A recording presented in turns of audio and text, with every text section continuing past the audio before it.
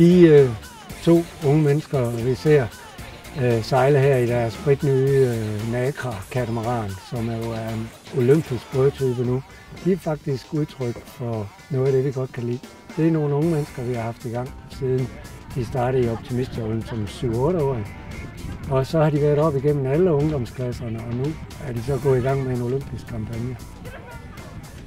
Det hele det bygger sådan set på, at vi meget gerne vil skabe udviklingsmiljøer, som igen skaber selvstændige unge mennesker. Og det bygger også på, eller hele udviklingsmiljøtanken, kan man sige, den bygger på det, jeg kalder tro, håb og kærlighed, bare med omvendt fortegn.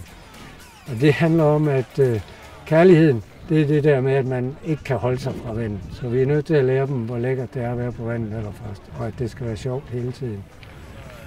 Og håbet, det er der, hvor man begynder at få en drøm. Man begynder at drømme om, at måske kan der blive et mesterskab, eller måske kan der komme en medalje.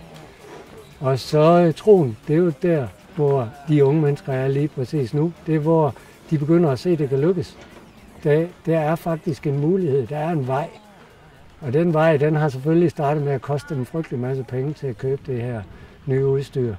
Men der er virkelig tro på i deres verden, at hen ad vejen, så bliver der også mulighed for investeringer eller at der bliver investeret i dem i form af Team Danmark og i form af Dansk Sejlunion. Og til sidst, så kommer de på skrammen.